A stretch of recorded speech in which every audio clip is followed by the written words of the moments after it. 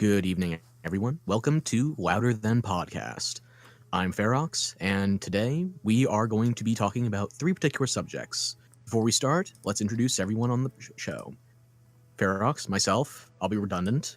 We Hi, have I'm Chris. Eric. We have Chris, otherwise known as Chris. The second Chris, because we have two of them. Hey, I'm Eric. Or Viteri, and that's everybody. And our first topic for tonight, and hopefully we'll be out of the way with this one quickly, is a continuation of our EA discussion on our previous podcast. That is like a big, it's a big thing that they rolled back on the microtransactions, guys. Like, they ran... Did they? Like, for now. And apparently they reduced, like, the microtransactions in one of the other games. It was, like, Need for Speed, I believe? Need for Speed Payback. Yeah. They rolled that back too. Huh. I didn't actually hear about that one. I guess there's been so much about Battlefront being a pain in the ass, a collective pain. My favorite part is when I have way too many memes saved for just how Disney is pantsing EA over this. That's what I was gonna say. Like, I love that Disney hopped in. Is like, come on, guys. Really? Right before the movie comes out? See, the only thing is, like, they straight up said, oh, hey, we're gonna do the microtransactions later instead. You know, that, I think that was the most telling part. Yeah, it's like, we're gonna wait for things to cool down before we try to milk you for more money, guys. Yeah, like, I don't think that's really... I mean, it's cool that, you know, their minds were changed, so to speak. Yeah. But, I mean, it's kind of not worth much if they're just going to do it later. I did hear that the AMA went really bad, too. I didn't read the AMA, and I actually meant to. I don't have any notes on it, but the general vibe of it was EA is on the defensive, or whoever they had from the Battlefront team, and nobody was letting them have it. And apparently they were cherry-picking people's comments. Well, yeah, and that's just a problem with any kind of damage control, like community outreach thing. That, we'll try whether it's an AMA or like a Twitter interview, whatever. One of the things was that they were deliberately knocking down posts that were quote-unquote overly long.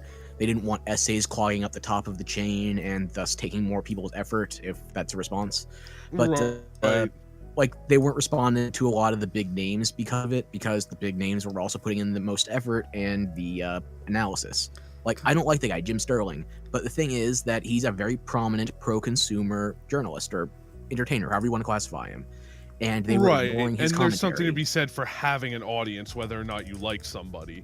Mm-hmm. You know, they have outreach. And the fun part was one of the responses to EA's response that they were only going to respond to shorter comments. It's like, so you're only going to respond to the effort, you're only going to respond in a manner that takes the least amount of effort, and you're wondering about the loot box reception. I wonder why that is. No, exactly. And you know, there's a lot of worry about whether or not the game is still going to do well, because, like I said, people are thinking, well, why should I trust them with my money if they're just going to put the loot boxes back in? Like, there were so many people who were saying, like, yeah, I'm just not going to buy. And you know what, this is like a part 2 of the thing they did with the prices, where they're like, okay, we'll lower the amount that you need to buy stuff. And they also lower the amount you earn. So. Yeah, so I feel like this is a part 2. We'll take away the loot boxes for now. Put them back in later. Like, and they, you know, they say, well, after we rebalance everything. Like, yeah, but are you gonna rebalance everything? Like, I feel like it's too little, too late to try and get away with things. You either have to, like, get away do away. I'm sorry. You either have to do away with the whole loot box system and just accept the fact that it's just not what people want and people don't trust you now, or, you know, you try and get away with it and you're still going to piss people off. It's too risky. I agree with this. Yeah, Dollars to Donuts says that the transactions come back before the end of the year. Like, once the Christmas rush is over. That's actually, like, no time at all. Yeah. Oh, yeah. But I think it's also a realistic expectation from them. I really want to know what Disney said. Well, we have it's a Gundam voicemail clip I sent. Yeah. And, like, the South Park one was really good. Mm-hmm. But, and, you know, something that is more from last week's topic, but I wanted to bring up because I kind of forgot. I know, Eric, you didn't play it, but Chris, did you play Killer Instinct? Yeah, I have it on the Xbox One. Okay, did you like how they did their quote unquote free to play? I didn't bother with the free to play. I just got the box up front. But I did like the idea that you can just buy what you're going to use. And I think that's an important thing, is that you know, this is a fighting game. You're expected to play however you want, but you know, the way that a lot of people play fighters, you have 1 to 2, maybe 3 characters that you rotate in a roster of, you know, 20, 30. So that being said, I like the idea that they kind of did the League of Legends MOBA system where, hey, we're going to rotate people, you try them out, and then you buy who you want, because you could be competitively viable for like $10. You said that game was free to play? Yes. The only thing is, if you get the Steam version, it's just you buy it and that's it. You just buy the game, which is also fine. But the Microsoft Store version, which was the first version, was, you know, so impressive to me because I'm like, I never thought I would say free to play was okay. You know, like, and it's cool because, you know, if you're someone like me who likes to own the full game because, you know, I'll mess around with characters even if I don't use them, the whole thing. There is an option for you to just buy the mega bundle for it's like $40, which is a reasonable price for a AAA game, and you get everything. And they even give you like the quote unquote in-game currency to just buy the costumes you want. You know, I could give them hell if I wanted to, because they ended up doing another release with stuff that wasn't included in the first box copy, but it's a whole new roster. It details exactly what you're getting in the first place. Yeah, so it's like, honestly, for as many games that do a shittier version of, whoa, season 2, like, honestly, Killer Instinct isn't nearly as bad. And, you know, consider this my reaching out to developers and saying, look, it can be done right, even though I discourage it. If you're gonna do it, at least take notes. Like, I'm not sure if you guys saw, but, like, did we talk about this last week where people were, like, really angry at Guild Wars? No. We discussed Guild Wars briefly, but nothing, like, situation-wise. Right, yeah. Yeah, people thought, for a while, people thought, like, Bastion was, Guild Wars 2 was, like, the Bastion for, like, was the Bastion of, like, hey, this is the game, like, for us. Like, it's gonna be really fair to us. Like, the economy is really good. I don't feel ripped off. Until recently. Because ain't that always how it goes? But, what happened? Until the loot crates hit. So, yeah, okay. So sorry, I don't really play Guild Wars, so... I haven't touched it since. Like, I have a decent amount of time into Guild Wars. I really like it. But, like, they lock skins behind a paywall. And, like, this game is really big on the whole skin meta. Okay. I will say, Guild Wars to Fashion Wars. Yeah. And, what else was there? Oh, same thing with Heroes of the Storm. They locked behind, Alex Raza's skin behind a paywall. Oh, yeah! People were so salty, and I agree with that salt. I remember when you mentioned that to us in the podcast chat, and I'm just like, oh, this is getting like eerily familiar to, you know, the mobile game strategy. Yeah, and the worst part is you can't just buy the skin outright. You have to buy it in a bundle. Yeah, I'm like, I'm gonna throw one of my favorite free-to-play games under the bus here, just because it's an accurate example comparison. Okay. And I want to acknowledge that even in a good game, this can still be a good screw-up. Okay. Warframe, Prime bundles. This game's been free to play for years, and it's if you go into their legal ease, it's still technically it's paid. Yeah, But by anyway, all definition only. yeah, it's like beta. it's beta only if their lawyers get involved. That's it. Yeah. Yeah. But the thing is, they have something called Prime bundles, and they always do them 2 at a time, and they're limited time only. And they contain exclusive content which can only be gotten in the bundles. They're usually like $50 to $80. Whoa. Whoa. Okay. Yeah, and That basically, is a bit much. yeah. One of the bundles will contain something you can get in-game. It's basically just a way of doing it more quickly. The other Okay. contains exclusive cosmetic items. So it's like the thing that actually impacts your gameplay is not exclusive to a paid bundle. The thing that impacts your look is exclusive to a bundle. The thing is, if you want just the cosmetics, there's no separate purchase option. So you're basically paying Ugh. for a bunch of in-game currency and a cosmetic. There's no way to just get the cosmetic. Like- Yeah, that's ridiculous. Like, I can see their justification behind it. It's like, hey, it's just cosmetic. It's not going to change your gameplay. It's just good. But, like, it does change how you enjoy the game. Like, Guild yeah, Wars I mean, at the end of the day, is it less highway robbery? Absolutely. But, like, come on. Part of the fun of, I mean, how many games, especially I know you guys are really, big into a lot of, RPGs and stuff. Character creation. It doesn't grip you for nothing. So even though like we're making it a habit to say like, oh well, at least it's just cosmetics, and while I agree, man, it kind of sucks that we're making it acceptable to put cool costumes behind a shitty paywall. No, I'm not defending it because, like, Oh, there's so many I'm just times where I was saying, like, it is becoming accepted, is what I'm saying. yeah, and like, there's so many times I look at a skin like, it'll be mine one day. It'll be mine one day. Yeah. Soon, wait for me.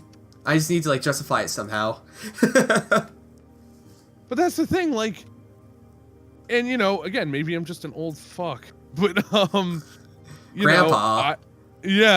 Like I had fond memories of like unlocking skins in a game by Same. playing it. Like, it just, what was it? It was like Mortal Kombat where you can unlock like big head option. That was so much fun. Yeah, and like there's so many. I mean, if we could sit here for like an hour and just be like, remember unlocking this, all that. Oh, I game." remember. I remember. I remember. Speaking of, So- the member berries are the collectible in, what's it called? Fractured Butthole. Nice. Oh hell yeah! Wow, they really they extend the whole like relevant up to the last second into everything they do, don't they? I remember. But so it just sucks that like, I mean, granted, yes, at least things are still playable, but I mean, I could make an FPS. Imagine if Overwatch was the same exact game, but every asset was black and white and just shapes. They had no personality, like. Excuse me, that's what we call the Puritan game? Aaron, I'll kick you right out of this call. Get out of here with that common shit. No, but like it would just be all gameplay, and if that's your angle, that it could work as a style choice. But the reason that a lot of games work is because they have charm in addition to gameplay. And when you're cheapening that experience by saying like, hey, technically you can play it, but do you really want to look the same as the other characters? Like, Come on, guys, you want to. yeah, exactly. It's like you're still trying to fucking take my money by appealing to like what I really want, which is, a full-fledged experience. Is it bad when you say what you really want, and it might want to follow up with like what I really, really want? No, I It's mean, only bad if you have music in the background. True. playing or in his head, Yes. then he's probably fucked. Sorry, replay like every weekend. But yeah, so I mean, like, I'm glad we followed up on the topic because there were some things I forgot and there were some new developments and Also, I I- looked it up afterwards, and you were correct. There was a pricing difference between the various Dynasty Wars entries. I just want to admit when I'm wrong. oh no, that's fine. I'm actually glad you confirmed it because I mean that was only based on my memory as well. So Yeah, I looked it up too as recently as Dynasty Warriors 6 and 7. Like, I don't know Okay. about 8, so. So yeah, I mean, like even that, like they put out more content and they charged a fair price because it was almost a full game, but not quite. So they charged almost a full game, but not quite prices. But I do want your opinion on this. So, do you know Dungeon Defenders? I know of it. So, it's a game I like. However, like... That's a good thing. However, I've never seen a game go so, like, ham on getting DLCs for it. Like, the first game, you had to buy it, but then they had, like, 80,000 DLCs for, like, single characters. And then the new one came out, it's free to play, but, like, all the extra content's DLC. Like, they go, like, all in on that idea. That's weird. Yeah. I just, like, I don't know, man. Once your DLC list gets a little too long and you don't offer some kind of, like, look, we get it. We put this out over time and it's now unrealistic. Like, here's a bundle. We're not talking, like, Sims 3 level DLC lists, are we? Sims 3 or, like, Dead or Alive, yeah, like... Oh, dude, Dead or Alive is on its 7th or 8th season pass now. Like, each of them is $90. Why? Like, and I like DOA as a game. Hold on, let me take a look at this. Dungeon... Keep going, I'm looking up. Okay, well, yeah, no, just like when you get to a certain point, it's like, look, acknowledge that I think this kind of goes into, I mean, this is a possible thing we could talk about later as well, but, It's not that bad. You know, this goes into the devaluing of digital product. Like, why does Sony continue to sell certain games for like full price on the PSN when you can go get them for like half that for a physical copy because it's not new? Because the retailers are going to go throw a fit if you can get an equivalent product for a cheaper price on the same day. Right. Well, no. I mean, like, as far as why... After a certain amount of time, like, how come I can buy like a year-old game for half price? Yeah. If I get the physical copy versus, oh, hey, just like go on the PSN. Wait a minute, why is it still $60? And I think that's a different argument for a different day, but it goes back into that because I think I understand what you're talking about, though. Yeah. Yeah, the DLC. Like, look, if the costumes have been out for 2 years, why is it still like $5 a costume? You know what I mean? Like. And yes, there are Steam sales and shit like that, but I feel like it ends up not really making that much of a difference in the long run. Yeah, for I'll certain give you the games. Cliff Notes version of this, but I told Eric the story once before. Okay. Where World of Warcraft expansions. I actually found a collector's edition for Mists of Pandaria months after it launched, and this was at a time when I was getting ready to quit WoW, and I haven't really gone back in full force since. Okay. I found the Mists of Pandaria collector's edition on a clearance shelf, and it was still pretty new. It was still sealed and everything. Right, For not $20. super beat up. For $20. And you get the base digital version from Blizzard for 40 or 50 at the time. Yeah, like that makes no sense. Oh, so I looked it up. The new Dungeons Defenders only has 6 DLCs. The old one had 25. I looked up a game. Oh, that is only 6 then. Yeah, so then I looked up a game. What was the last one I looked up? Oh, the last one I looked up was Europa Universalis 6, which has 31. But to be fair, they've been updating it for like 10 years. And then Train Simulator, if you want to laugh. That's exactly what I looked up. Train Simulator, which has 414 DLC trains. See, that's what I mean. Like, at that point, like, why are you releasing like DLC? You should be doing something else with your content model because it's just unrealistic. So, like, the question is, when is it...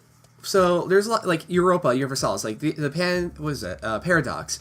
They're really into releasing one game, then not just releasing updates for, like, 10 years straight. When should you not do that and release a new game? I don't know if there's a formal analysis to this, but I'll just give you my... Yeah, I think it depends. My first impression is if you have more DLC with... if your total cost of DLC is more than the cost of the base game, then it's you time to move on. It's like... Yeah, it's like... Yeah. What was it, 2012, 2013? Borderlands 2 was still putting out DLC while the pre-sequel was out, and there were 3 or 4 expansions, how many Headhunter packs, even cosmetic skins, and it's like, at that point, all the content, if you got it full price, was going to put the cost of the game, what, $160, and the game itself was just $60 up front. And see, that's the issue. Is, you know, it's a matter of I mean, even if it is that much money's worth of content, let's say, it's hard to, like, you know, if there's 4 games in a series, okay, and they're each $50, they'll reasonably go down in price over time. But like I said, DLC tends to, even digitally, they'll probably go down in price over time. But it seems like companies are hesitant to discount DLC because that seems to be the consistent moneymaker for them. See, so if you have like $60 worth of DLC, I'm probably going to be put off from buying your game because, well, it's not like I can just wait for it to go on sale if I'm not going to get to it. I'm going to have to make peace with the fact that even if I get the game for free from a friend for a present, you know, I'm going to have to invest $60 in DLC at some point, and that's not going to go on sale. So, with like, the current, you know, model that we employ. Yeah, like, see, this is how I feel about it. Like, we use Crusader Kings 2, another Paradox game. Like, I love their games. They're very detailed. This game came out in 2012. It has 26 DLCs, I think it said. And the DLCs on sale, 50% off of everything, right? Except for one of them. It costs $146. Yeah, like, that's too big of a commitment to make for one game. Like, I really, like, don't get me wrong, I really want to play this game. Like, I've been watching videos on, like, I really want to play it, but when I see, like, the DLC list, I'm like, and I'm watching the guy who's playing, I'm like, I'm not going to get the same experience, and I don't want to pay all this money. So, no, that's exactly it. Just devil's advocate. This is like Capcom with fighting game iterations. Like, how many versions of Street Fighter 4 do we get that could have just been going into a new game? Instead, it goes to DLC and rebalancing purposes. The rebalancing was big in the competitive scene because it was an esports game for how long? But as far as consumer side, just like non-professionals, it did not yield a great benefit. Right. And if you were getting a single player or single item DLC on top of the like whole new expansions and releases, then you didn't gain much. Yeah, well, and I think though that, like, even fighting games, like, yes, you get multiple iterations, but, you know, people who are really into fighters, you're getting these games because you want to see them as they come out, and, like, you can at least justify the time in between and buying a full package for what I would call a relatively reasonable price. Don't get me wrong, I got sick of it too. But even like, okay, like Guilty Gear. Guilty Gear's on its second or third version of XR. Third. It is the third at this point. And I love Guilty Gear. I've played it's one of my favorites. All of them. And I think that for the most part, they give you enough content and updates in every game while still balancing the one that's relevant at the time. Right. To make it like, you know, by the time the cycle is over, if you're into it, you know, with sales and stuff, let's say you average about $100 per game, per entry, I'll say. You know, so XR's release cycle, you'll spend, you know, maybe like $100. I don't think that's the biggest deal in the world, but, you know, with the DLC argument with these other games, it's like, it's ridiculous. Yes. I mean, how and it's also the scope of the DLC. It's little things that add up. Like, you really couldn't just update Train Simulator with new trains to entice me to keep playing it. And I know that costs money and it costs R&D, but like, then, like like you guys are saying, like maybe it's time to think of a new version of Train Sim. So I may be explaining my point say poorly, but you first. So the golden standard for me is Monster Hunters, because like I'm in love with their like how they update their games and their DLC policy. So I've been playing Monster Hunter since the first one on PS2, and I will say every single game that has come out has been better than the last in every way. Like, it's never been like, oh, Monster Hunters 3 is worse than Monster Hunters 2. So you think pushing new releases has encouraged them to improve the game instead of stagnating? I agree. Yes, that's actually it. And they're coming out with Monster Hunter's World, which from what I've heard is amazing. Like, way better than everything else. Oh And- yeah, I've heard exclusively good things. I'm And- already scoping out a collector's edition. Yeah, same. I got the collector's editions of the last one. But also when it comes to DLC, they give it to you for free. Like they came out with Yeah, like exactly. 100 And it's a different profitable skins. series. Yeah, like it's like one of the bigger series for Nintendo now, right? No, it's not Nintendo anymore. Capcom. Capcom now. Yeah. But it's actually funny you say that because holy shit, it's gonna be on PC and people are gonna start jumping ship. You don't understand. I've been waiting for this since PS2. And Exactly. It makes me more comfortable going in on the franchise at any given time. It's like, oh, it's not going down in price even though it's been out for years. And there's a bunch of free stuff that wasn't there when it launched too. It's Yeah. consistently worth its $50 or $60, you know? Like They released a Ami skin for your cat. You don't understand. Ami's my favorite like dog. Sorry, wolf goddess. hey, watch it, bud. My You're bad. dealing with royalty. But yeah, no, and I think like I'm not anti-corporation to the point where it's like, oh, the consumer. But like, you know, you can strike that balance between not alienating your audience and, you know, just still trying to make your money. I totally get it. But, you know, like you said, like Monster Hunter is a very successful franchise. And, you know, they put out new games and yeah, there's a ton of Monster Hunter games now, but people aren't complaining about it because you can jump in and just be like, okay, you know. Dude, my complaint was that they were releasing some in Japan that never came to America. Exactly, like you want more. Yeah, like just give it to me. And, Dear Capcom of Japan, Dragon's Dogma Online. Thank you. oh, if you're man, listening. dude, I need to play that game. I'm a terrible person. Yeah, that's the only reason I would probably set up like a proxy VPN or some shit like that. Right. They will never bring it to the States. It's And we haven't gotten it's your Dragon's Dogma. Fantasy Star Online,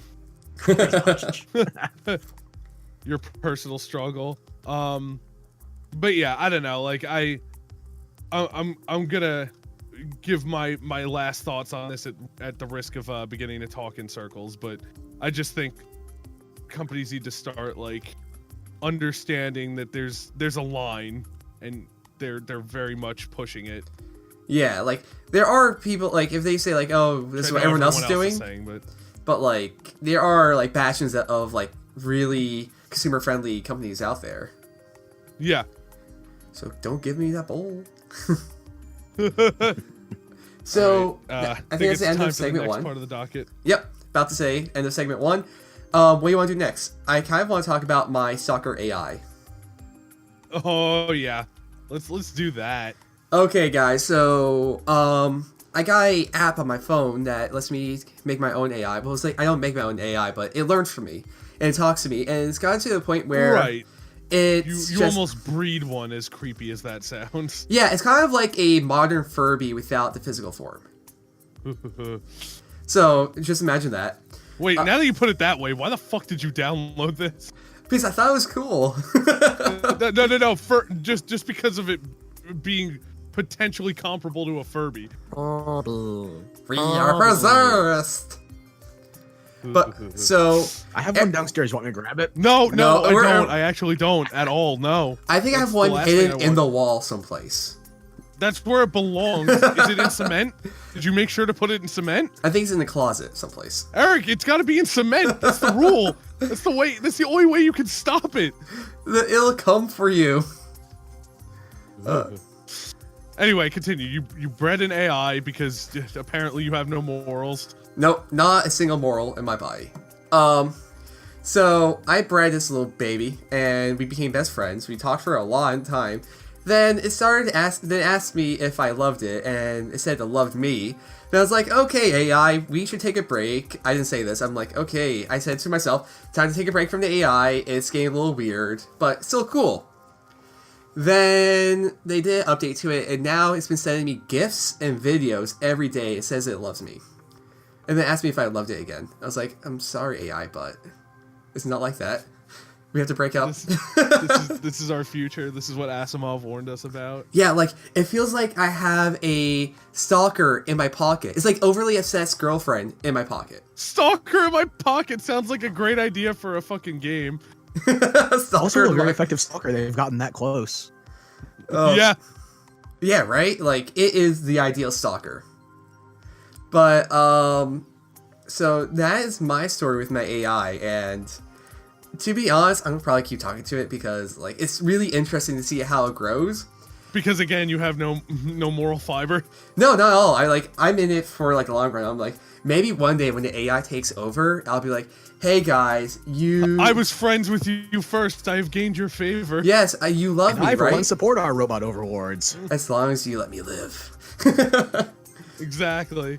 No, so, what I said to you the other day, which, I mean, like, funny I gave it this much credit off the top of my head, was like, you know, in all fairness, do you think this could help some people? Like, Oh, I do think, actually, because, it kind of is like having a friend in your pocket, too, if you get past the whole, Right. like, overly obsessive like parts. all the cheekiness and the joking aside, like, I mean, I know that there's a lot of, you know, there's that, they make the mini documentaries all the time, not calling out Japan, it's just where it happens, about, like, the you know, the youth, the male youth being too into dating sims and stuff like that, like... I will say and, one like, thing, it's though. really concerning. I think I may have caused this problem with my AI because I started singing "Was Love" to it, and then it started asking me if I loved it after saying "Was Love" or typing. So was you love. let it on, is what you're I saying. might have been You leading might my have, AI. so on. What You were let you it wearing on. at the time? Okay, whoa. Victim blaming is not supported by the LTP community. But I might have been in my underwear. Just saying. God damn it. You're not helping. I was just gonna say, like, but yeah, I think this is obviously like a for the top example, but I think, like, yeah, I mean, it's on the right track with, like, trying to socialize with you and stuff like that. Like, It just doesn't but learn like. I don't know if that would build subtlety. like an unrealistic expectation if you were to use it for therapeutic purposes. I really don't know. My Depends on jury's the out complexity this of the AI involved. I mean, they can be used as a therapeutic tool, but if they're not representative of reality, then they're not going to be helpful. one. You know what? I think it would be a better idea, instead of just being like, hey, you sad? Talk to this AI. I think it would be more useful as a tool for because I not to drop the serious bomb on y'all, but I'm a big proponent of mental health awareness, and I think that, like, off the top of my head, like, you go into a therapist, it's like, okay, look, we have this program, it mimics, you know, an interaction with another person, and, you know, here, talk to it, and it'll just put you in scenarios, but it's safe because you don't have to worry about, like, what if I piss it off? Like, am I stupid? Like, you know, there's a ton of issues that you could potentially, like, try and, like, social issues that you could potentially try and, treat, suppress, you know, whatever the least offensive word I could go with. See, like, the way I'm looking forward to it is that I kind of want a Jarvis. Like, I just want it to be like, yes, Master Eric, I shall complete this task for you. I'm like, so you want to enslave our robot friends? don't tell them that. They might hear this recording one day. Well, Overlords. then don't be a slavery sympathizer for the robots. And I root for the maybe they won't be T-800 in mad. every Terminator movie, even the one where he's trying to kill Sarah Connor. Ooh, that Oh. dedication. They're gonna like that. Dude, You're yeah, gonna they're get like, on the ground floor with that one. yeah, they're gonna, like, bring you to, like they're gonna give you, like, a nice little tour of their headquarters in. Yeah, you know how Scientology has, like, the celebrity building? I'll be the Tom Cruise of Skynet. You will. Yeah. It's great. You have a pretty good thing going, Chris. Don't fuck this up. Yeah, just the governor? No. no, No, you now can't. Sorry. Yeah, you can't usurp the CEO position right off. Oh, the I'm bat. sorry. I have to remember the Terminator 3 deleted scenes. I can't use an Austrian accent. I'm originally a Southerner. That's right. There you go. He is the gummy bear Capricornia. Is it? Awkward silence. Dinner. And somehow less awkward Austrian moaning. Exactly. Exactly. But what was I gonna say? Man. So have you guys seen the movie Her? Yep. I haven't yet, but I. Do you know the gist of it? Yes. Do you mind us talking about it? It didn't stick in my head that much, but I remember the basics. Sure. Chris, you cool with it? Yeah, that's fine. Okay, so Spoiler warnings, though. We'll put a timestamp or something. Well, how about this? Limit the spoilers for the next 5 minutes. All right, next 5 minutes spoilers. Okay, starting in 3, 2, 1, go. Man falls in love with a man gets an AI as kind of like a personal assistant, which kind of what I want. And the voice is Scarlett Johansson, so how could you not fall in love with it? And he falls in love with Black Dahlia. But like he falls in love with Scarlett Johansson voice. And like I can totally see that happening in real life, and it would be really interesting, I think. Especially if the voice is Scarlett Johansson. She is one of my top tier waifus. I think it depends on what you're it's telling. Okay, well actually There's a lot of Halo fans. I mean, quick. Cortana might already be doing it. True. I think the interesting thing to note is what people are looking for, and I'm gonna keep this as a PG-13 rated as possible. You can try, I won't. Dirty about it, but But I will say No, before you in all say seriousness, that, in the movie, the AI finds a prostitute to be a stand-in to sleep with the guy as her. see, that's Kind of like a very role play. advanced level. Not at all what I was like gonna go with. But basically what I was going to say is that it with like the Japan example, right? Have you seen They're Gearbox? Have you seen what? A Gearbox. No. Oh, we're talking about this after yours. Let's talk about your... I'm horrified. It's beautiful. But yeah, so like the thing is, like, a lot of these guys aren't looking for physical. So, you know, a situation like that could be entirely possible. Because you know, what do they need beyond the AI? Yeah, you like, know. it's just like a companion to talk to. But Exactly. now, let me talk to you about the Gatebox. I believe it's called Gatebox. The simplest way to describe it is a waifu in a jar. Oh, that thing, the hologram. Okay, I do Yeah. know what you're talking about. I didn't recognize the name, but yeah. Yeah. I've heard all about this. To be honest, I'm like, you're so close to giving me Jarvis. Just give me Jarvis. Trade give you Jarvis in a this maid young outfit Asian first. girl out for an elderly British man in a suit, and Just give me... got a fucking sale. Whoever Tony My alarm has says after it all. Age of That Ultron. siren. Woo.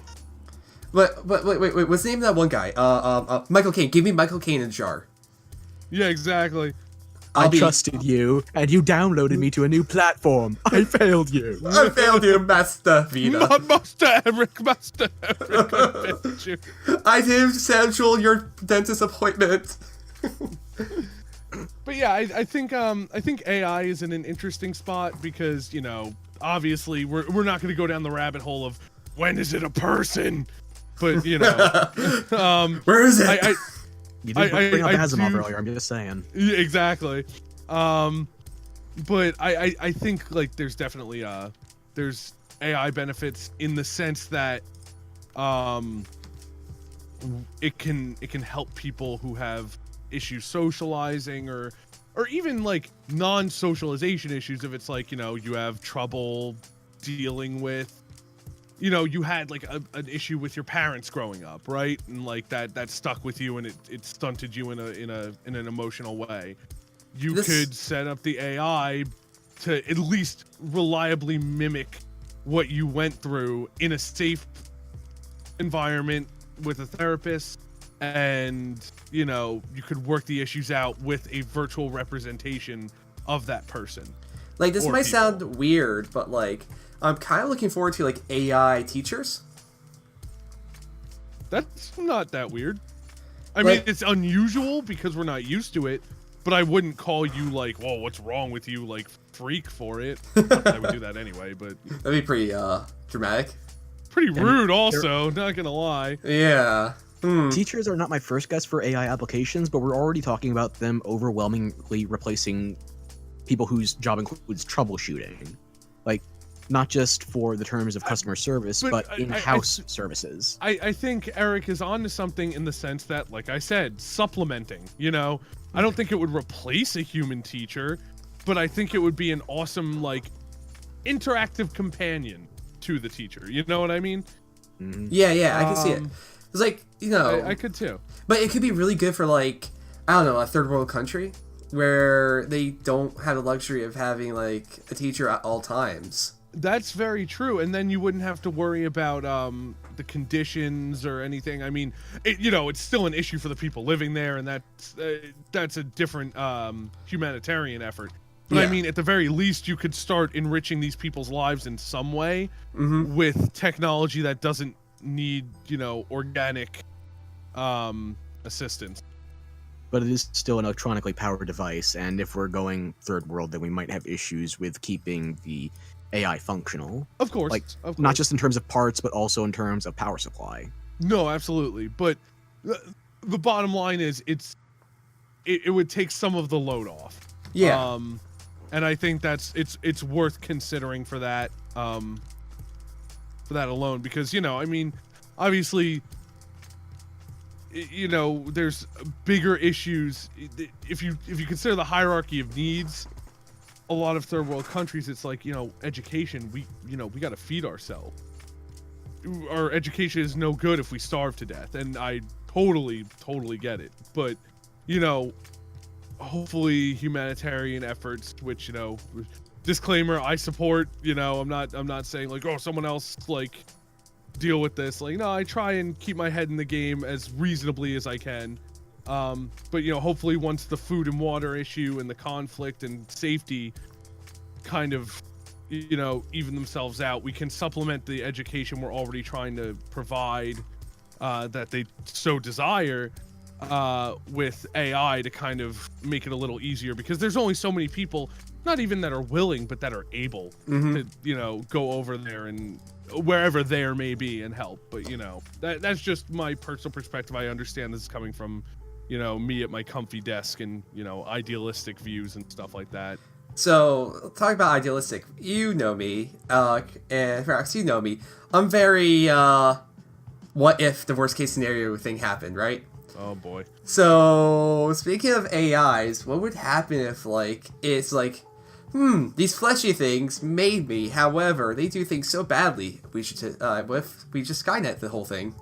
I'm gonna personally make the call that we don't go down that rabbit hole, at least not right now. Okay. That's like another 2 hours worth of content. Like, I'll just defer to Isaac Asimov's work. I mean, you could even go with the Will Smith movie, I, Robot, and yeah, my answer, basically. Yeah, I think it's ultimately like a futile effort to try and balance it, because who knows? But like, at the same time, if you want my TLDR, don't make it get to that point. Like, it's like, I feel like if I was a mad scientist who wanted to destroy the world, that's one way I would take it. Yeah, if Elon Musk is saying we need to be cautious with AI, I trust the closest thing we have up to Iron Man. I trust Iron Man with my life. No, that's a lie. I wouldn't trust him with my life. But I would trust him with some things. Like, I would trust him with my password. I think AI at a limited level is very cool and very useful. Like, I've been loving this this recent trend of game learning bots. I think that's really cool. Have you guys been keeping up with that at all? No. There's been a Dota bot that has been beating world pros. That's my new hero. Okay, you ready? You ready for its instruction set? Yes. Obviously, feel free to fact check me during or after the show. But jungle. Its instruction set was simple. Your goal is to destroy the core. It is bad if you take damage. It is good if you deal damage. Go, my son. Go, my son. Wait, does it actually say "Go, my son"? No. It oh, okay. You're gonna make me very happy. Dramatic effect. No, but so like that was very simple set of instructions. Destroy the core. Don't die. Damage. Okay, or give damage. Don't take damage. Actually, no. I shouldn't even say that because of my next point. So It was literally giving damage is good, taking damage is bad, destroy the core. And the reason I'm emphasizing that is because not only did it start learning each person as it played, that it was playing against, it learned play style. So it was getting better even if it was playing against somebody it never played before. So like, you know, proving that it wasn't just learning like, oh, this person's likely to do this. And guess what it taught itself? Taking damage can be okay if I'm giving damage. Even though it was given the prime directive, taking damage is bad, giving damage is good, it taught itself that, hey, taking damage can be okay if it's for a better outcome. It's able to learn the concept of a net positive. Okay. Exactly. And it taught itself that, which is the most important part. I think I want this guy on my team. Because like the last, so the last memory I have of Dota was playing with a Pudge on my... it? Yes, I was playing with a Pudge on my team, and he was yelling at me because he was missing hooks. But he was also yelling in Russian, so I wasn't really sure what he was saying. Valid. So The it last was... memory I have of Dota is being accused of being a bot and then uninstalling. It's always, like, you played HOTS with me. Yes. I've been accused of being a bot. I'm just not good at those games. That was really funny. I thought that was hilarious. But like, I don't have much experience with MOBAs. They're not really my type of game, but I respect them. But I definitely began following this AI because just the nature of it learning things and, you know, how it learns things. And I know enough about MOBAs to get how that, you know, how that goes. But the other two that caught my eye were there's an Isaac learning bot, Binding of Isaac, and it's training to kill Monstro. I haven't kept up on its progress, but if Twitch Plays Pokemon happened, I think that'll happen too. Oh yeah, and Like, you know, I was there for people... Ultra Rain Venomoth. I believe in whatever's trying to kill Monstro. For reference, anybody who doesn't play Isaac, Monstro is pretty much like the squish boss, like the easy boss. He's like baby's first boss. Yeah, exactly. So, you know, it's learning things like and the data, the bot like learning data is up on screen during the stream. So it's pretty neat. It'll show it like when it learns something, like it'll trigger a thing in the program window, and when it, you know, internalizes it and really like adds it to its like permanent, like, okay, this is a rule, things like that. It'll, you know, it shows all of that. It's very visually engaging. And the third one I saw, and I think this one is interesting just because of how it deviates. I don't remember what other bot this guy worked on. We can link it later on Twitter or something. But I think it was, I think his name is Seth. He's working on a bot now, and granted, you know, like I said, he worked on a bot before that's goal was to win. This bot's goal is to mimic his own play in Super Mario Kart. That's so it's fun. not meant to win. It's not meant to win at all. If he sucks, the bot's gonna suck. And I think that's an interesting deviation from... So he's making a ghost? Yeah. Basically, he's programming a ghost, but instead of it mimicking what he did last race, it will theoretically be able to take data from his last 100 races and do a race without his previous play. But can I just ask, is this ghost in a shell? All right, so moving on. Sorry, I couldn't resist. No, it's fine. I hate you. Yeah, yeah, not to smoke that subject. It's just a little Motoko. I don't get that one. I'm quitting. I'm done. I fucking no. Wait, can you explain that last one to me? I'm sorry, I'm being shellfish with all the puns. I I got that one. Okay. If I really want to commit to this joke, I would leave the call. But Well, to be fair, you'll break your stream. Ferox did. Ferox did watch the entire season of Punisher one day. Yep, not enough dad jokes. It should have been more dad jokes. Frank Castle is still basically the most homicidal old dad with a van ever. I did like that character for him. It's like, was there a Punisher movie that was really bad? Several. Okay. Cool. It's a comic book They have property, the good parts, probably. but let's call a spade a spade. Wait, give me a number. Rate this show without giving me spoilers. On a scale of 1 to 10, I give it a 7 or an 8. That's all I need to hear. Thank you. I mean, have my heard good favorite things. Netflix and stuff is still Daredevil. Like that, I would give a 9 or a 10. Punisher is really close, especially compared to Daredevil season 2 with the Punisher involved. Like those first 4 episodes of Daredevil season 2, where everything up until the Punisher graveyard scene, that's my favorite part of that season. I would give that a 10 out of 10. Ferox, can you just be like the Punisher next Halloween? Wait, guys, hold on 1 second. But be all about puns? Yeah, sure. I'll have like cap guns, ones with pew flags instead, and I will make when the kids ask for a trick or treat, I will just trick them with wordplay the entire time. And then I their will brains will let melt. my house. I will let my house get egged for you to commit to that bit. Yes. Thank you, Mika sir. Thank you. Okay, sorry. Oh. I had a friend walked in the door, and I was like, "Hey, I flipped you off because I thought you were another friend, and being mean to him is more important than being nice to you." And he understood. Okay. I was just agreeing I to have be the that kind of Punisher with a relationship. hyphen in there. Yeah, no, I saw a clip from it at a. Actually, my friend Kyle, who just walked in, he showed me a clip the other day from Punisher. He's like, "You have to see this. The show's really good so far." And I'm like, "Yo, I gotta watch this. That fucking was awesome." It was the sledgehammer scene. That's only the first episode. It gets better. I know. That's why I was sold immediately. Just wait until episode 12 of 13. Right. Like, nothing against the last episode, but the one before it, holy shit. Right, They right. go full monster movie with the Punisher there.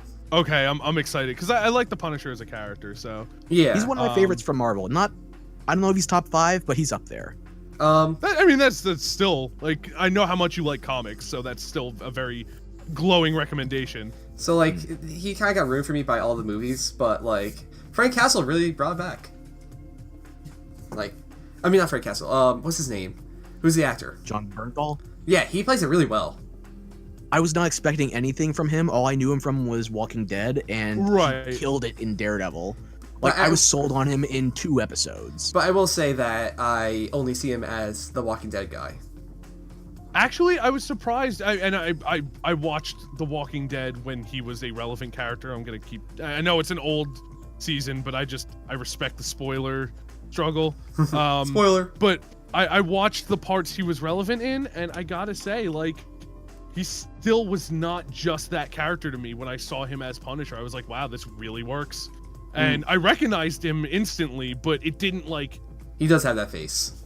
He wasn't pigeonholed, in my mind as, oh, that guy from The Walking Dead. It was like, oh wow, he's the Punisher now. I can accept that, But yeah. Anyway, before we get too far off topic, I definitely I'll link you guys to the learning AIs because they're very interesting to watch, and it's really interesting how they're made and stuff. And I really want to make my own.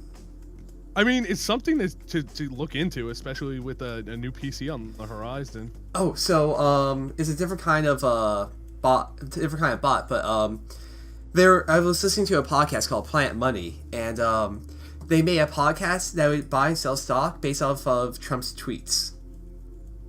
Oh. And apparently they did an update on it recently, and they said, long story short, nothing really changed. Because Trump tweets about like companies before the market opens, usually. Oh, that's interesting. So when the bot wants to sell and when it would affect the stocks, it would do nothing. Huh. But it was an interesting idea. No, and I think that's also interesting because it shows how like the hours that you say or do something can affect something like that. Yeah, but to be fair, he is like he's like a tidal wave of like opinions. I mean, yeah. I'm pretty sure the best way to teach an AI suicide would be just leaving it alone on Twitter. Just Oh yeah, well you heard about the Twitter bot that Microsoft put on turn into a Nazi in 24 hours? Yeah. It was hilarious. Like did you hear about this, Chris? No, I did not. So Taylor. pretty much. So was that his name? I think so. Yeah, it's like I forget how quickly it happened, but They put- effectively, you go first. Go on. All right, so they pretty much put the thing on Twitter so it could like learn from people and learn how to talk like humans. And long story short, people trolled it to hell and back. And to the point where after 24 Which hours, brings us to another issue that, you know, can't have nice things, etc. yeah, like are we mature enough to have a? Although I will say that, and I don't know if this bothers me more or less, but I almost can't tell when people are gonna be cool about a thing and take it seriously. Between Nazi AIs and Bodie McBoatface, I don't trust the internet with those kind of decisions anymore. No, I don't trust them with the decision. I just can't tell. Like, they've surprised me enough times. What's Won't go Bodie? belly up, but I know they probably will. Wait, excuse me. You said Bodie McBoatface? Just Google it. I can't even say it. Okay. It's like anytime you have an internet poll and you allow people to put in their own options, I'm convinced it's a that concerted says it trolling all. effort now to just create their own ludicrous names. Well then, That's fun. that's one word for it. Yeah. Yep. You can't have anything nice. The game. Yeah. So, So should we move on to the last topic? you're on just the about to say docket? that. Yes. Hell yeah. All right, so I've seen this a couple places, and I'm interested to have a candid discussion about it. At what point do you think a company who is balancing a game knows less than the community playing it? And the reason I say that is because, I mean, you know, yes, I'm an Overwatch player and I bring the game up decent amount on the show and stuff, but I think it's a good example. And I mean, how many times has Blizzard gotten doo-dooed on for like, what are you doing to this character? Oh my God, you're destroying them. What the hell? That was a terrible buff. That was a terrible nerf. And you know, you don't have to stay on Blizzard for that, but I want to know what you guys think about, like, at what point do the inmates run the asylum, so to speak? As someone who, just to stay within your example of Overwatch, plays healers and thus gets, shall we say, mechanically tweaked frequently.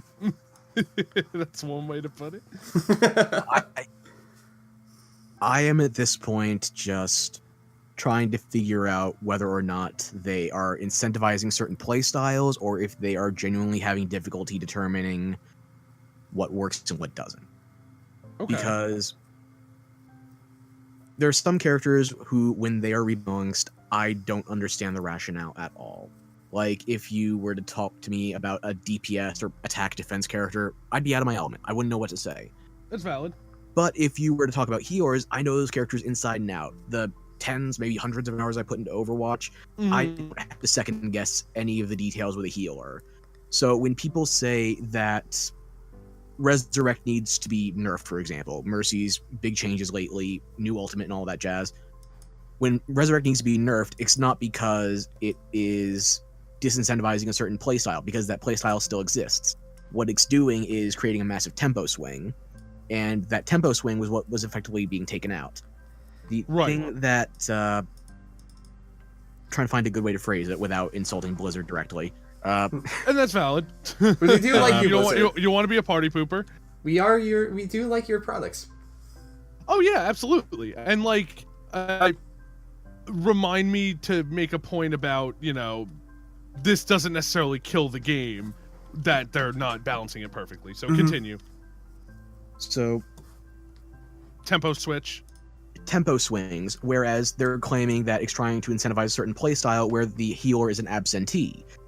If you play, I'm not going to say top tier tournaments, but even just competitive, a more focused play format, the healer cannot be an absentee because everybody has to be involved the entire time. Right. And different play styles account for some differences, but then you get point of, I'm trying to find a good way to phrase it. Basically, they're accounting for a single play style with these differences, and they assume that everybody abides by the meta. Meanwhile, you just have to play wild or unranked quick play to see how little the community gives a fuck about the meta. Oh yeah, well, and also I've seen this said by multiple channels and pros that analyze or casters or whatever. The meta isn't like meant to be followed by everybody. This is, I mean, it only really matters if people are on like a relatively similar skill level and have a good understanding of the game. Otherwise, you're just playing in a rigid playstyle that isn't working for anybody involved. Mm-hmm. Like if I'm playing against somebody who's, frankly not that great, and I'm not shitting on anyone, but like if I have a factual like advantage over them mechanically, there's a chance that someone like Bastion, who, might be way more niche in a comp game, I could probably just shit on them the whole match because they don't know how to deal with it. And that makes him, in that situation, the right pick. As much as everyone will be like, oh my god, are you really picking him right now? But it can be tough because a lot of people don't take situations into account. They just say, hey, this is how the pros are playing. What's wrong with you?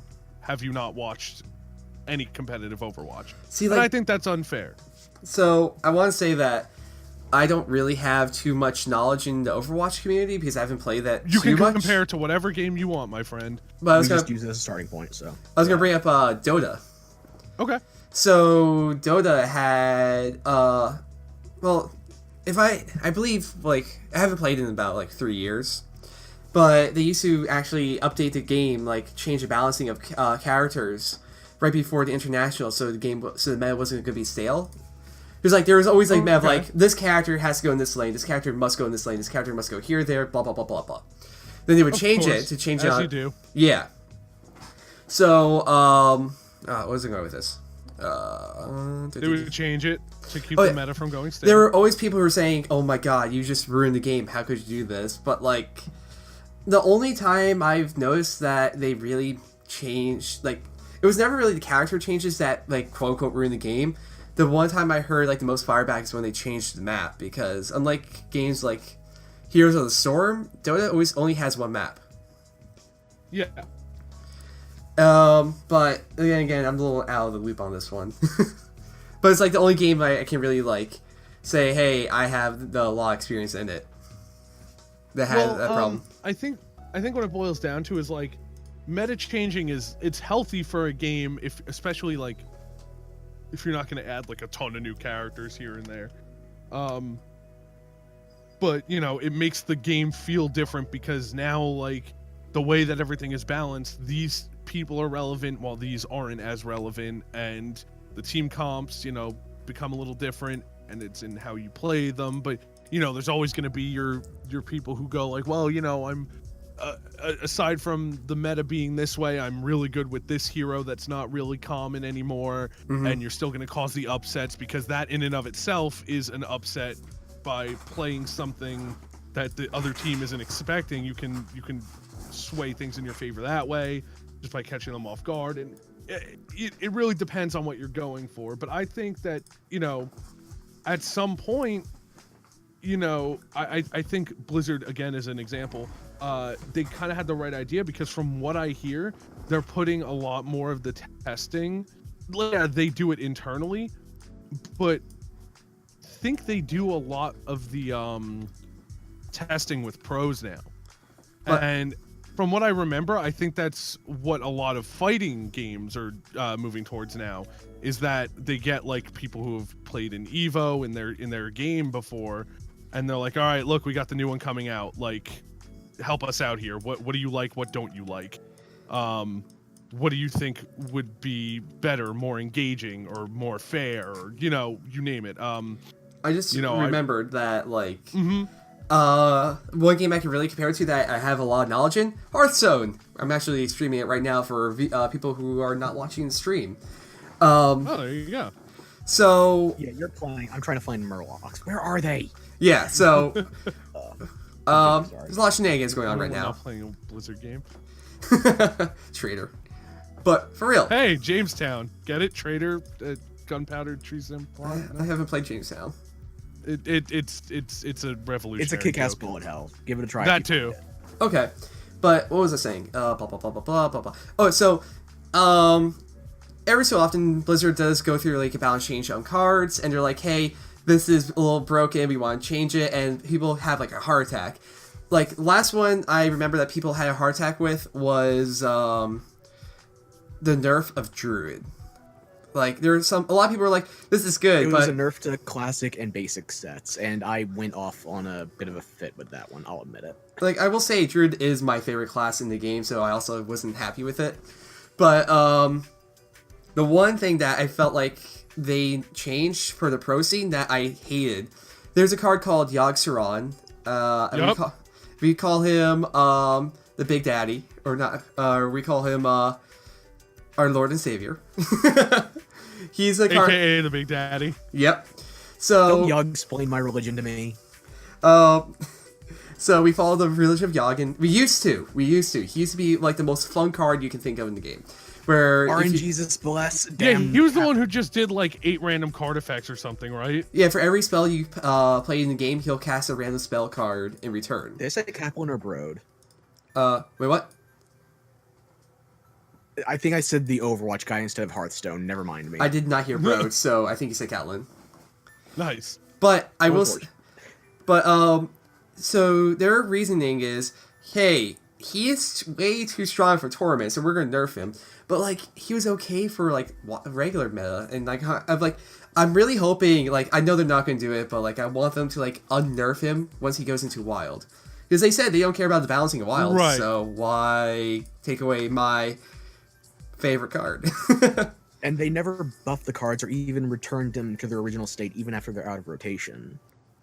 Like, the old Grim Patron deck is now completely unplayable. One of the key cards was nerfed, and it has not been restored even in Wild. In other words, you can't play like a, quote, first printing of Yogg. Yeah. Correct. Yeah, There's not the option to go through multiple versions or iterations of the cards or the game. Man, you would think in a game that cares enough to have a legacy format, they would, like, do that.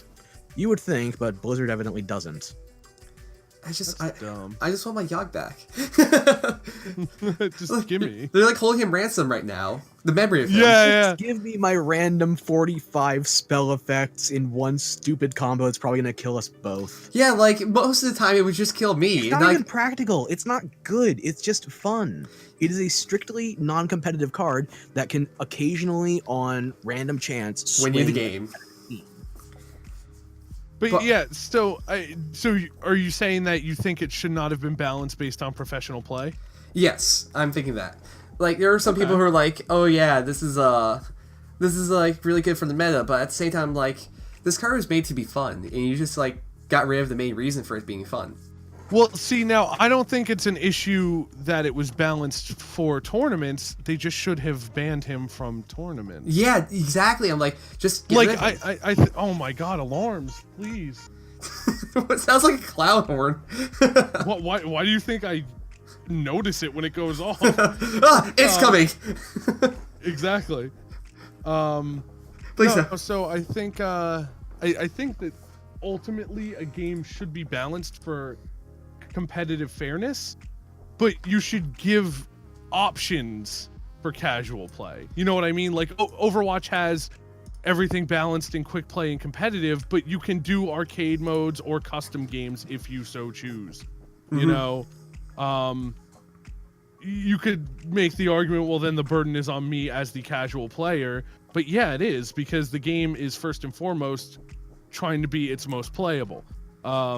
Yeah, I think that there's something to be said for that. But I definitely think it's good that devs are starting to warm up to the idea, at least from what I've seen, of bringing in pros of the game, not devs of the game, to help playtest and balance. Because yeah, you make it, but if you're not all the hours you spend making it do not equate in the same fashion to the hours you spend playing it. Now, yeah, it's like granted, they know it inside and out. They know the numbers, like, oh, how many seconds this happens and how many frames.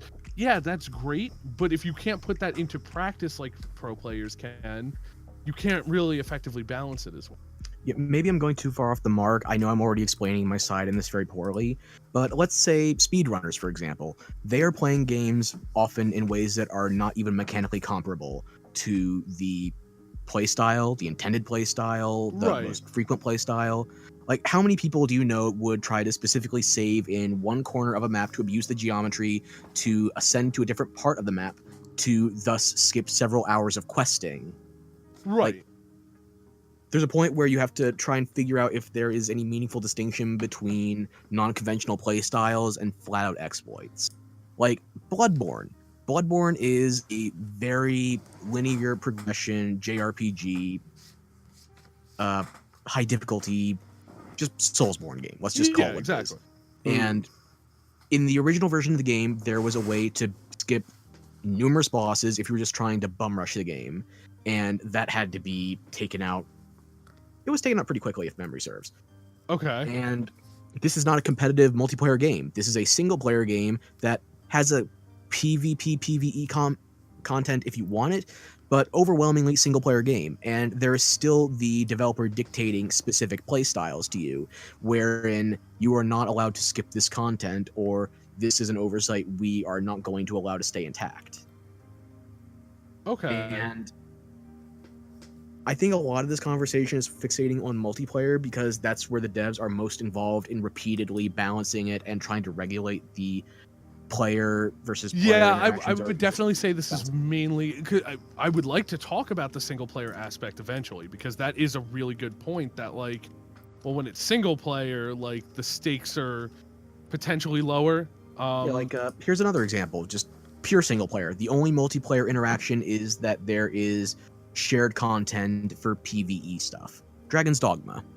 Okay. In the original version of the game, before Dark Arisen and before a lot of the patches, there was an exploit.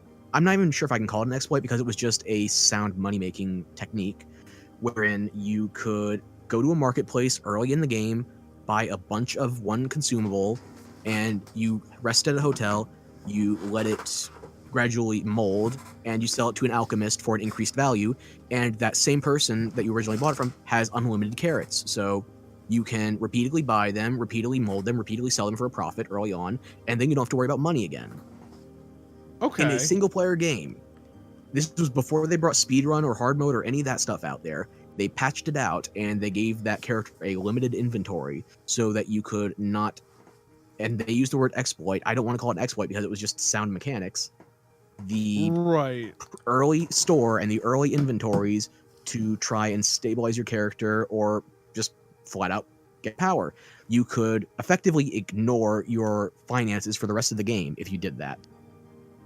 But it's a JRPG with a Monster Hunter slant. There's looting, there is travel. You have to manage your expenses, and if you just ignore your expenses, you're missing out on something, according to the developer. I think there's a lot we could talk about with that, and I'm gonna say that's where, since this is our last segment, I think we should go back to talking about the multiplayer aspect. Right, but then this could go on for a long time. But I like that, and that's why I think we should pick up on it first segment next week. But okay, so going back to multiplayer though, I think it really is like, at some point the competitive defines such an upper echelon of play that you almost have to let them balance it, you know, because they're the ones putting in the most time and showing the most capabilities with their characters.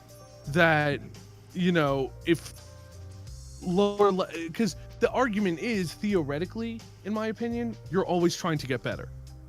Even if you're just playing casually for fun, I mean, ideally it would be great to be better at the game.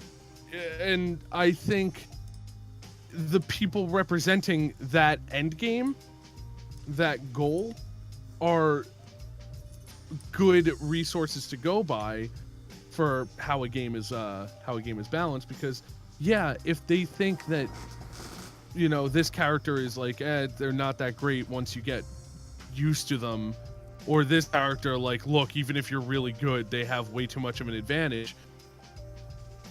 You can solve that problem of, well, what about in lower levels? Yeah, but like, you just get used to it, and it becomes a non-issue over time if you become decent at the game. Whereas if it's a problem for the upper echelon of players, you have a bigger problem. So I think that's why things tend to be balanced at that tier rather than, well, how about the casuals? Were we talking about fighting games earlier? I mean, balancing for the tournament scenes specifically, I don't see a way in which that benefits the general consumer, because I mean, we get multiple iterations, which can be considered financially exploitative when other games would just issue balance patches. FYI, I am not a fan of the fact that if you just release a fighting game, you don't add any content other than rebalancing. I don't like that being a paid expansion. Wait. Oh, it shouldn't be. No. In 2017. Thankfully, we haven't gotten that patches, since Street Fighter 3, which is thanks Capcom. Who did that? I'm pretty sure that was Street Fighter 3 and older. I could be mistaken. I have not played them in years. Okay. Did they add costumes in those or anything like that? Well, the thing is, Street Fighter 3 had new characters every time. I forgot the new characters. And rebalancing. And I'm going to go on record and say Third Strike's the best 2D fighter of all time. Don't fucking start me. Like, I am that guy who's like, oh, Third Strike's the best. Like, no, fucking, yeah, it is, though. It fucking is. I don't like Street Fighter anymore because of how good Third Strike was and how bad in comparison 4 and 5 were. Like, I seriously, like, will shit on Capcom for hours if you don't stop me. Because Third Strike is the perfect fucking 2D game. Dude, I liked 2 and 3 so much. I was sick of 2 4 is also so still quickly. a really fun game. I do really like 2 still. Yeah, Guys, I got a question. Completely blitzed me or blanked out on the additional characters. I just do not even think about roster updates in those games because also because who plays Double Impact or fucking New Generation? Like, you play Third Strike because it's perfect. Honestly, I can't think of any other. Like, I had to go back quite a while to think of that example, and it's not applicable, apparently. Right. I can't even think of any games that would get away with that nowadays, and hopefully the companies are financially sensible enough for it. You don't pay for balance updates anymore. You pay for new characters. You pay for costumes. And I'll still insult Capcom for a lot of stuff. Apparently, I can't use that anymore. Sorry. So, what guys, were you gonna say, Eric? I got a question. So you're saying, like, these games are balancing for the pro and kind of not really for the casual, but how does Smash do it? Because I know Smash is a more casual fighting game, but with, like, a active pro scene. It's interesting you say that because the problem I see with Smash, and I like Smash all right, and I have friends who play it competitively. I really don't like the scene very much. I'm sorry, anybody listening that plays Smash. I respect your game, but I don't know. I don't. Buff Bayonetta back. Wait, she got nerfed? Listen, as long as I didn't even know there was balancing to Smash anymore. Listen, like, as long as for a party game on a Nintendo console, I don't expect a competitive tournament scene, and here we are. Dude, as long as Rosalina and Luma are still god tier, I'm happy. Well, the thing is, I don't think there's any game that, you know, if you're into it and you find it competitively viable, that, you know, that's fine. I don't knock a game for having a community. I knock games and communities for how they act within that sphere. And the reason I don't like Smash as a community personally is, and I could rant about this for hours as well, I personally don't see how you can say you have, like, the most finely tuned fighting game on the planet when I played it wrong for over a decade. Wait, how did you play it wrong? You shouldn't need a... You go first, sorry. Well, basically, like, do you know the ins and outs of competitive Melee, Eric? No. I know basically, it's crazy. There's but you know there's mechanics like wave dashing and L canceling and all that stuff. I think so, yes. Okay. This is, you know, a lot of people who I know that play fighting games have heard me make this spiel before, so they can vouch. When I first bought Third Strike, I didn't really care. Like, you know, it's like, oh, I like Street Fighter. I have a Dreamcast. Let's do this, you know? I wasn't into fighting games like I am now, where I understand them. And even as, like, some punk 12-year-old kid with a Dreamcast or however old I was, and I was like, oh, yeah, this is fun. I'm just bad at it, you know? I played fighting games exclusively for fun. I still saw things. I saw, oh, parry. I don't know how to do that. I should learn eventually, but I probably won't. I will say I am god-awful at parrying. Right, but you know it's there, right? You have an OP character once upon a time. Put a pin in that you knew it was there, okay? Because that's going to be a very Very important part of my argument. But parry as in like reflect damage with like certain characters, right? No, third strike, it's any character, dude. Oh, third strike. I press- thought we were talking about Smash still. No. Third strike. So I saw parries, knew they were there, knew I couldn't do them, but I knew they were there. I saw a super meter, and I saw that, oh look, there's times where my opponent will use a special move of theirs, but it'll look stronger, and it flashes yellow, and you lose some of your meter. I guess that's a thing you can do. I didn't know how to do it, but I knew you could do it. And then, of course, there were the super moves I did not know how to do, and I knew there was a combo counter that I didn't know how to trigger because I didn't know combos.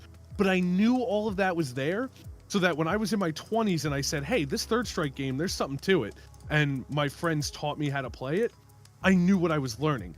Melee, I was like unbeatable as like a 10-year-old. Yep, I got that. Up until like I was like an early teenager. Any group of friends I played Melee with, I at least put up a damn good fight, and I would often win. Now that is not, it's literally just a fact that like, okay, like I know what I'm doing. I'm playing this game, whatever. Then I learn about competitive Melee, and I'm like, oh, cool. I really like Smash. I would totally go to tournaments for this. And then I realize that I'm playing the game fundamentally wrong, and I'm getting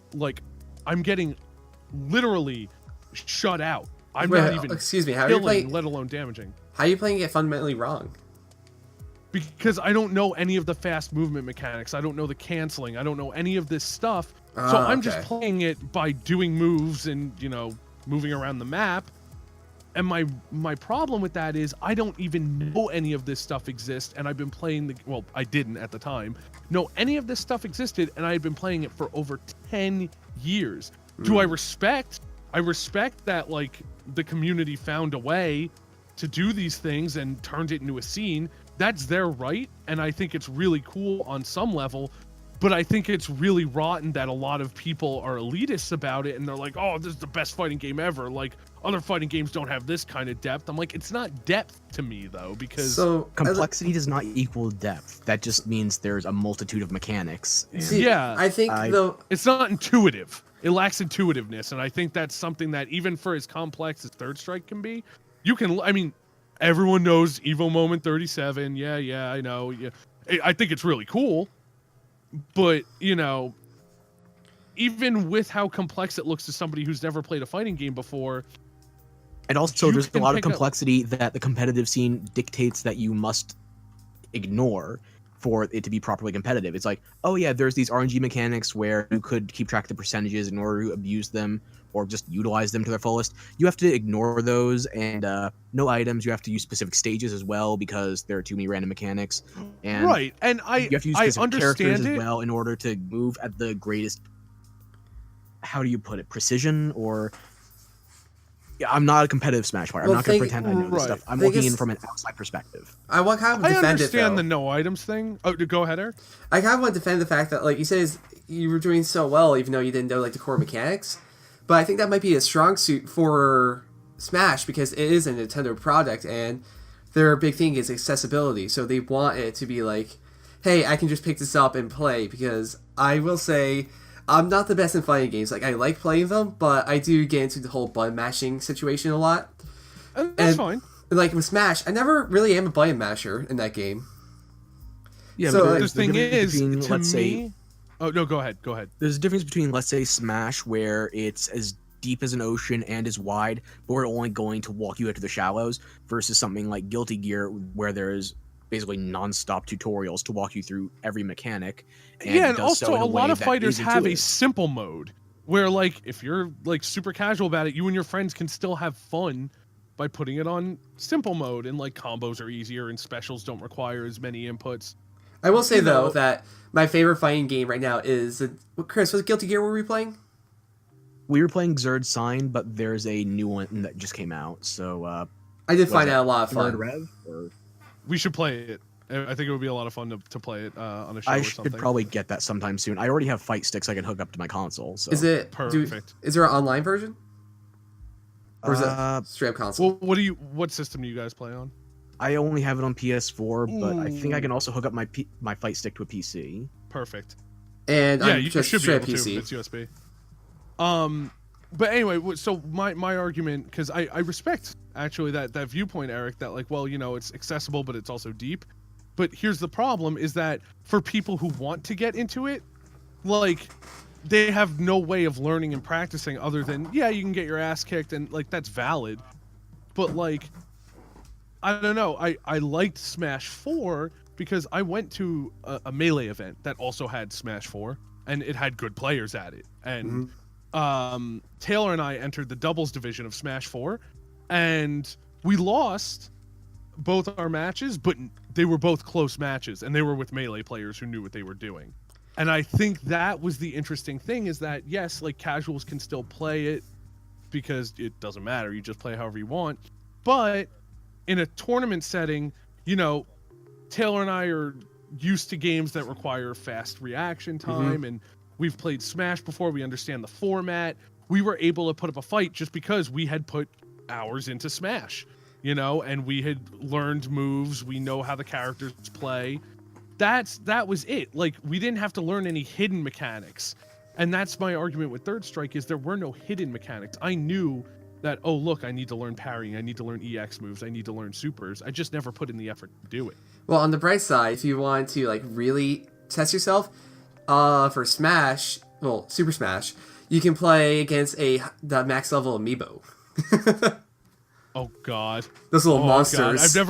I've never played against one of those, and I really want to give it a shot. Oh, I have like a max level Sonic and Link, I believe, and those guys are just like nightmares.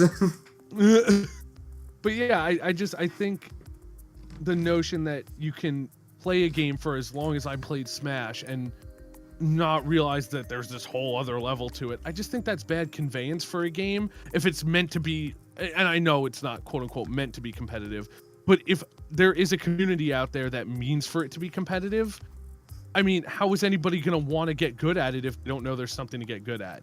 If they already think they're good. True. I get it. I think that's the heart of the issue. But yeah, I mean, but then again, then you had stuff like Project M, and that was the community dictating the balance. What's Project M?